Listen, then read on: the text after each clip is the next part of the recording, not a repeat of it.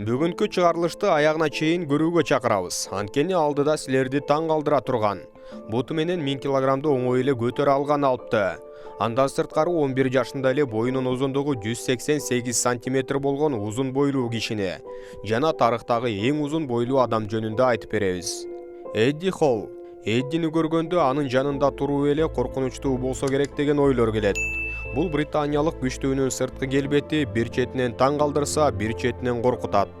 190 сантиметр бою, 186 килограмм салмагы менен Эдди планетадагы эң күчтүү жана чоң адамдардын бири катары белгилүү.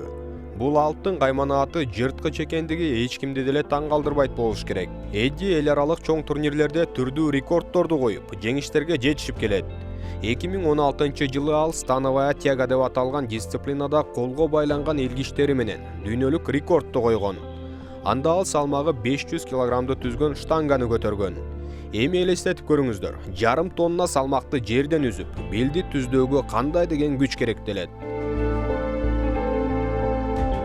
Түрдүү жеке рекордторунун ичинде Эддиде жатып алып штанганы түртүү боюнча эң жогорку өздүк көрсөткүчү 300 килограммды түзсө, буту менен түртүүдө 1000 килограммды багындырган. Белгилей кетсек, становая тяга аталган түрдө Эддини ашып өткөн адам чыкты. Исландиялык алып Хафтар Бьорнсон өткөн жылдын май айында 501 килограммды көтөрө алды. Бул спортчуну Игра престолов деген тасмада баш кесердин ролунда көрсөңүздөр керек. Өзүнүн мындай көлөмү менен британиялык Эдди дүйнөнү таң калтырып эле тим болбой, чоң акчада таап келет. Анын жалпы финансылык абалы 5 миллион долларды түзө турганы айтылат. Бул чуңдар спортчуну миллионер кылышы мүмкүн экенин көрсөткөндөрдүн бири. Ронни Коулман. Белгилүү бодибилдер Ронни Коулман өзүнүн узун бою же оор салмагы менен мактана албашы мүмкүн. Ага карабай бүгүнкү биздин каармандардын арасында болууга татыктуу. Анткени ал спорт тарыхында калган накта баатыр.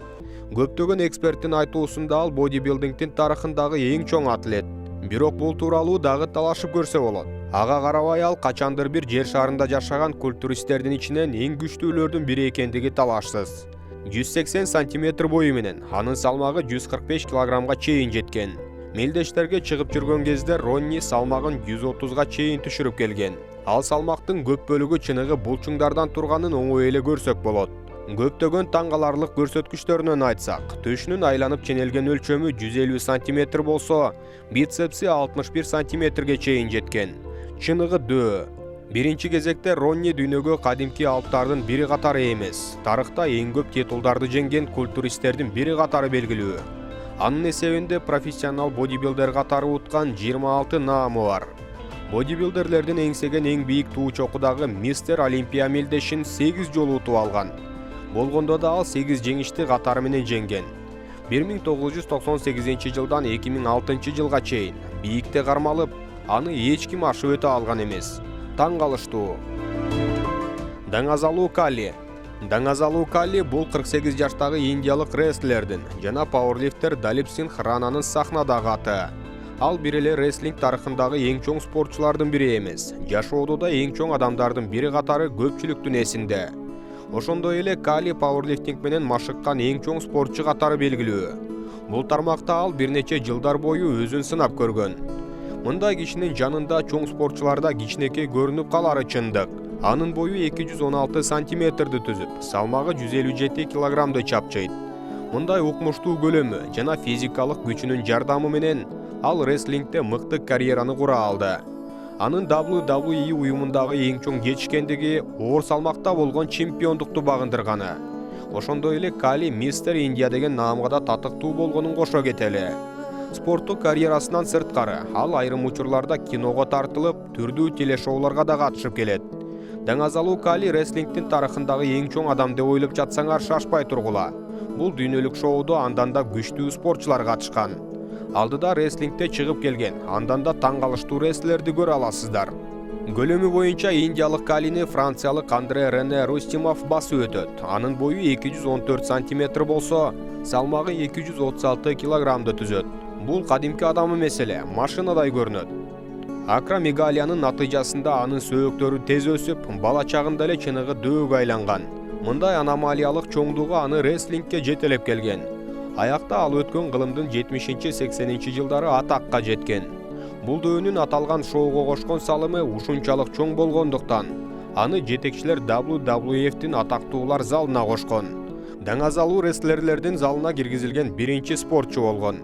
Рестлингден сырткары Андре кино тасмаларга да тартылууга жетишкен. Көпчүлүк учурда ал чоң дөөлөрдүн жана мушкерлердин ролунда болгон. Ангус Маккаскил өткөн кылымдарга саякаттап баш баксак, 19-кылымда дүйнөдө теги Шотландиядан болгон канадалык Ангус Маккаскил деген алып жашаган. Салмагы 190 килограммга жеткен. Ал эми бут кийиминин өлчөмү 45 болгон. Ошондой эле ашыкча салмагы барларды эсепке албаганда, анын төшүнүн айлана ченеми 200 сантиметрди түзгөн. Укмуштуудай көлөмү аны Түндүк Американын цирктерине алып келип, 1847 жылдан тарта эл алдына чыга баштаган. Ангус бул тизмеге башкаларга караганда бир топ мурун жашагандыктан гана кирген жок.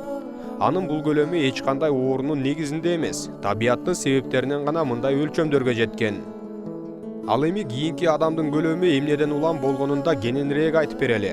Түркиялык Султан Көсен азыркы учурда дүйнөдөгү эң чоң адам катары белгилүү. 38 жаштагы бул кишинин бою 251 сантиметрди түзүп, рекордтордо да катталган. Башка көрсөткүчтөрдөн анын кулачы 3 метрди түзсө, алаканы 27 сантиметр, буту 62 өлчөмдө. Мындай көлөмгө Султан табиятынан жеткен эмес. Гипофиз шишигине байланыштуу ооруга чалдыккан. 10 жашында тез өсө баштап, 28 жашта гана өсүүсү токтогон. Андан ары ал керектүү адистердин көзөмөлүндө дарыланып, көйгөйлөрүнөн арылган. Мындай бойго ээ болууда эч кандай артыкчылыктар деле жок. Көлөмгө байланыштуу ал балдактар менен гана баса алат. Жөнөкөй эле кийимдерди табууда, кадимки унааларга отурууда анда чоң кыйынчылыктары болуп келет. Мындай өзгөчөлүгүнөн улам орто мектепти аяктай албай, дыйканчылык менен алек болгон. Анын айтымында боюнун жумуштарда тийгизген оң таасири да бар. Султан бакчадагы бийик бактарга жетип иштей алат. Үйдө каалаган лампочканы алмаштырып да берет. Бирок бул киши да катталган эң чоң адам эмес. Роберт Водлоу. Мындай тизмелердин лидери Иллинойстон чыккан америкалык Роберт Водлоу. Гиннестин рекордтор китебинде качандыр бир катталган эң бийик адам. Анын бою тууралуу так маалыматтар сакталып калган. Аны бекеринен Иллинойстук алп деп атабаса керек. Водлоунун бою 272 сантиметрди түзгөн. Орто бойлуу адамдан дагы 1 метрге узун болгон дегенди түшүндүрөт. Андан сырткары ал азыркы рекордсмен Султан Көсенден 21 сантиметрге чоңураак болгон. Султан мындай чоң болсо, анын жанында Водлоу кандай болгонун элестетип көргүлө. Мындай чоң киши көмүскөдө калышы мүмкүн эмес эле. Ал агайынелер рингингтердин цирки менен кошо Америка Кошмо Штаттарында бирге гастролдорго чыга баштайт. Дайыма түрдүү турларга катышып, эл алдына чыгып, көңүлүн өзүнө бурдуруп келген. Адамдар аны боорукер алып деп атап алышкан. Андан бери 80 жылдай өттү, бирок анын рекордун эч ким басып өтө элек. Мына ушундай кызыктарды бүгүнкү чыгарылышта көрө алдыңыздар. Каналга жазылып, коңгуроону басып коюуну унутпаңыз.